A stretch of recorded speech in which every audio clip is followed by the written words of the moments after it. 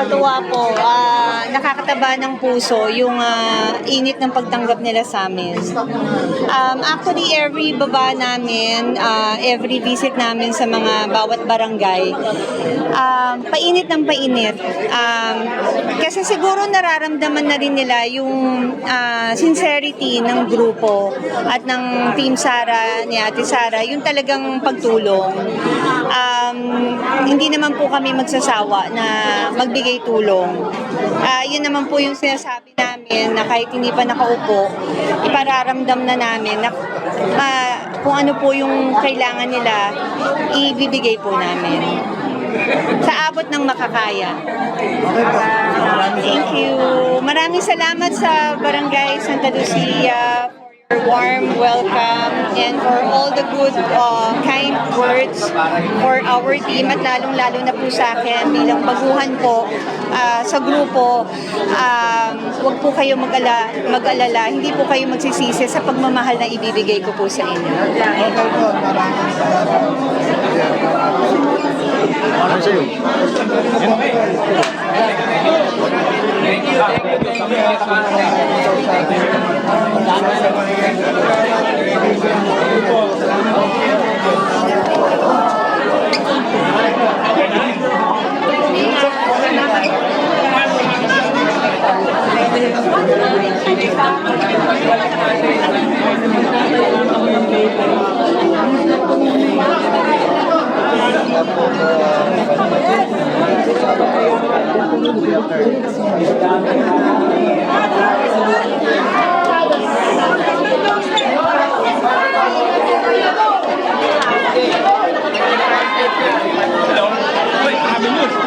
Ano ba yan?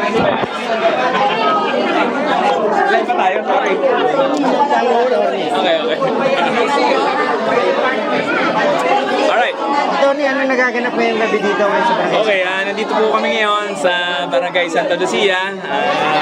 Kadaupang palad po natin ang mga opisyal ng barangay sa pamumuno po ni Kapa Aldwin kasama ng kanyang mga kagawad at syempre mga empleyado. So naghatid po, naghatid po tayo ng grocery packs, kasi ang Santa Lucia rin po ay tinamaan din po yan ng bagyo. So alam naman po natin, syempre pagka may mga ayuda, ang inuuna po yung mga residente and syempre yung mga barangay employees, sa huli na po sila. So ito, nandito po tayo para iparamdam na kahit nasa servisyo po sila, nire-recognize natin na kailangan din nila ng ayuda para sa pamilya. Bukod po sa grocery packs na ipapamahagi ngayong araw, attorney, may mga plano na po ba tayo iba pang programa para sa mga residente ng Santa Lucia? Yes, actually kanina, bago nag-start yung program, kausap namin si Kap Aldwin. Siyempre, inaalam namin ano ba ang mga pangunahin na problema na pwedeng makatulong ang St. Gerard. Ang binanggit niya is siyempre yung peace and order. So, siyempre, ang Santa Lucia is an open barangay. May mga taga-ibang lugar talaga na dito nambibiktima. So, napag-usapan na po natin yan at makikipag-ugnayan po tayo sa mga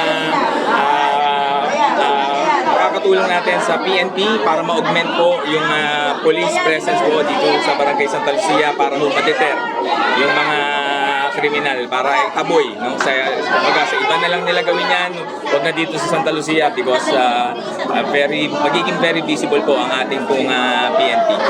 May mga nakaplat na po ba tayo ibang schedules for other barangay na makaka-receive na grocery packs? Alam ko may mga pending pang request pero hindi ko muna babanggitin kasi ikinakasa pa po namin. Basta we will make the announcement pagka po ready na. Nauna lang po ang Barangay Santa Lucia, but definitely the other barangays na tinamaan din po ng naapektuhan po ng mga nagdaang bagyo, may mga hiling din po na atin naman pong tutugunan. Tony, narinig namin kanina, hindi lang puro senior yung makakatanggap ng 500 monthly, pati na rin po yung single mom natin, single parent. Yes, yun yung pangarap natin na makita sa Pasig kasi simula pa nung konsyel ako, yung mga mga lumalapit sa atin bilang abogado, yung mga kababaihan po natin na alam mo na mga solo parent, 'di ba? Yung kanilang mga mister hindi nagsusustento. So talagang problema po 'yan ng mga single mom. So yan isa yan sa gusto natin na bigyan ng solusyon, no? At kanina nga nabanggit ko kasi kung bibigyan natin ng pensyon ng mga senior, tingin ko rin mas dapat bigyan natin lalo pa ang mga single mom.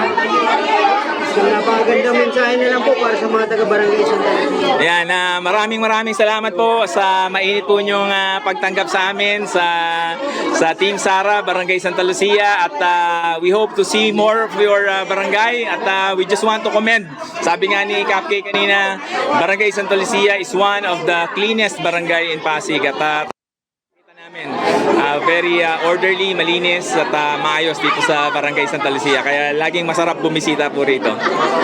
Okay, thank you.